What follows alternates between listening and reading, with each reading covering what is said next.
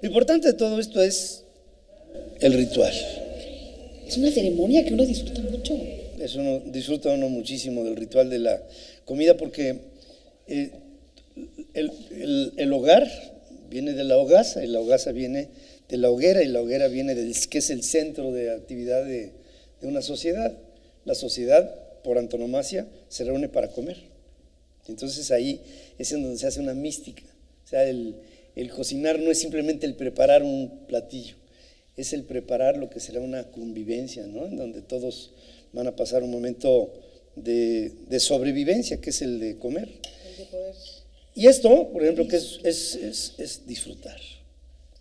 La vida debe ser un disfrute. La vida debe ser un deleite, y un deleite que se comparte con la gente que amas, con la gente que quieres, con la gente que trabas algún tipo de negociación, con la gente con la que convives y que creces con ella, ¿no? Eso es parte fundamental. Ahora, esta es una... A mí me gusta mucho hacer ceviche. A ver. El ceviche es algo que... ¿Tienes tu receta secreta? Pues, digamos que ciertos rincones Poquito. de lo que es el placer de cocinar un buen ceviche. Muchas veces, por ejemplo, me gusta ir de pesca, y cuando voy de pesca, sacamos un pescado, un bonito, haz de cuenta, o una barracuda, o, bueno, me ha tocado algunos otros que he regresado al mar, por ejemplo, el pez vela no me gusta sacrificarlo, porque lo tienes que llevar al taxidermista, porque es una especie en extinción, pero hay bancos de otro tipo de peces, que el bonito, por ejemplo, es un túnido, es un pez que lo puedes destazar, y después lo cueces a limón, ¿no? Le vamos poniendo. Le vas poniendo un poco de limón. Pues mira, yo creo que aquí más que nada, no todo, pero sí una buena dosis para que se cueza. Acompañarlo con un mezcalito. Si le pueden pasar el mezcal, se los vamos a agradecer, porque además, por el clima. Oye, pero yo quiero irte preguntando, mientras le vamos poniendo, Sí. dicen que todos en la vida tenemos un momento muy particular. Uh-huh. Yo quiero que nos cuentes, Cabo Cañaveral. Uh-huh. ¿Qué fue para ti Cabo Cañaveral? ¿Parteaguas en tu vida, Cabo Cañaveral? Sí, fue una escuela en Cabo Cañaveral, gracias. Esa es la mano misteriosa La mano que llega. que acaba de llegar con el mezcal. Falta por ahí nada más mi copita. Sí, porque tampoco van a andar va a de dejar toma solo, ¿verdad? Claro que no. Cabo Cañaveral fue para mí un aprendizaje porque ahí, aparte de que era yo como lazarillo de mi papá, andaba yo como escudero.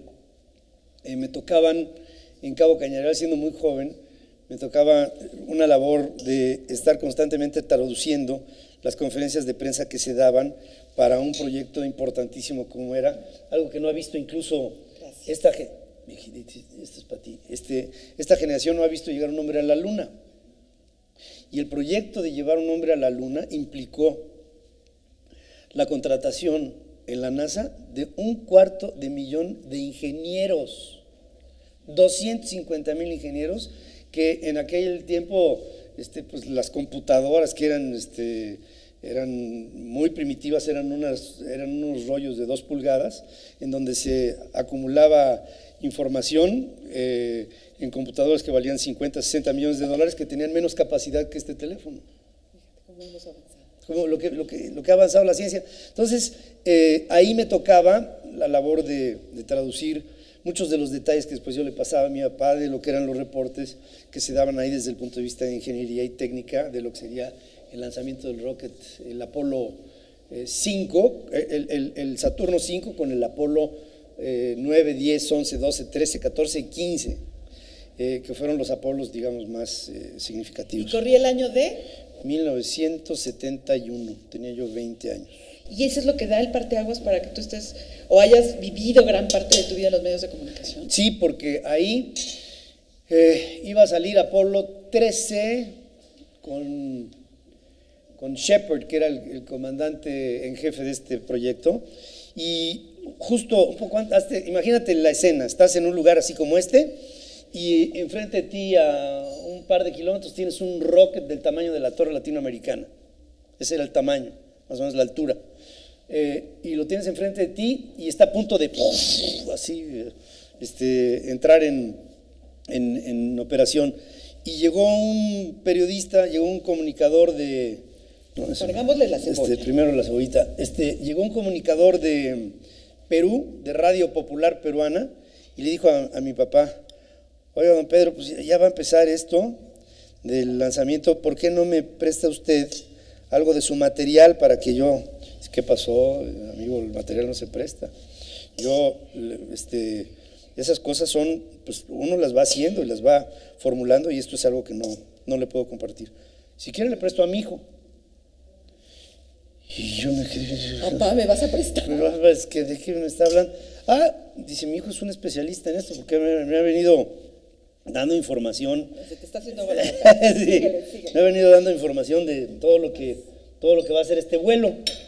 Ya ahí me tienes. Entonces me llevó a donde estaba su mesa con sus elementos de transmisión y empieza y me dice, y presenta, ¿no? Aquí fulano de tal, de Radio Popular Peruana, con un tono muy sudamericano. Les voy a presentar a un especialista en aeronáutica de México. Ya me tienes, tú, Pedro, de 20 años, de 21 años, y entonces empiezo a hablar, a narrar, contestando sus preguntas, y llega un momento en donde se para el conteo de la cuenta regresiva, y entonces estaba yo hablando y volteo y el tipo desapareció. ¿Te dejó solo en la transmisión? Me dejó solo en la transmisión.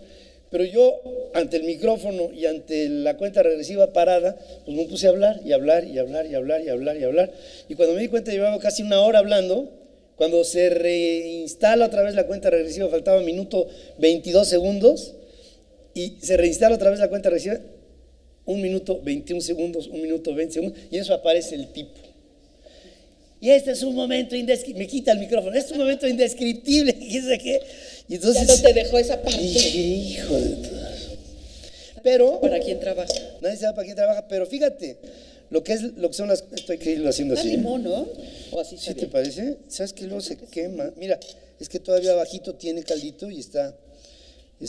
Ok, entonces así de limón. Es que falta el toque, ¿no? Que es... La receta secreta. Sí, este es el manguito, que esto le da frescura, esto le da este sabor agridulce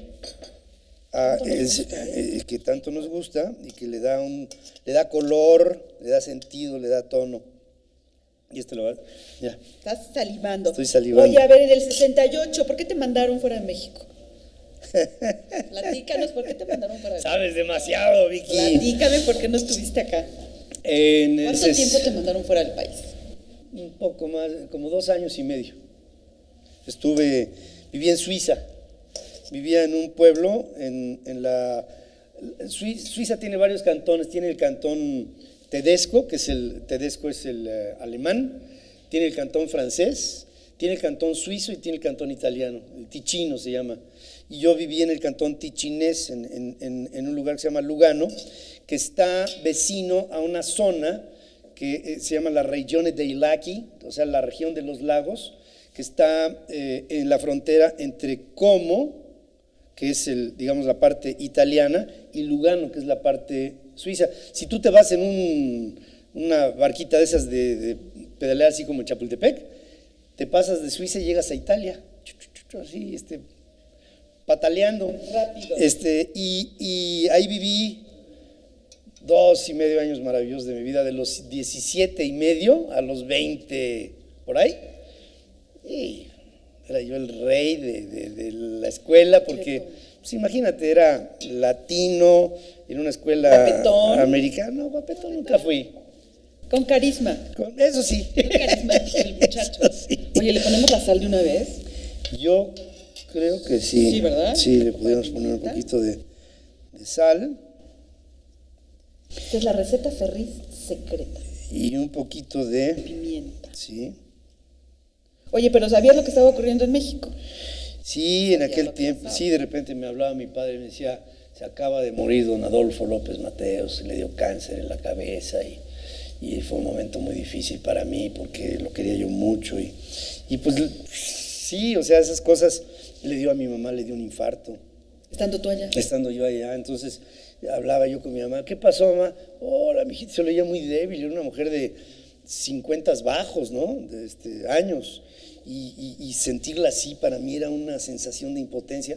Y en aquel tiempo no es como ahora que avientas un WhatsApp y te contestan. ¿Cómo estás? No, allá pasaban semanas en donde no podía yo tener comunicación con mis papás porque una llamada de larga distancia costaba una fortuna.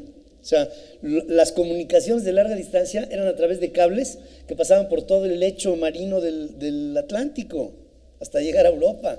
Entonces esto es aceitunita aquí para también darle un poco de color y un toque.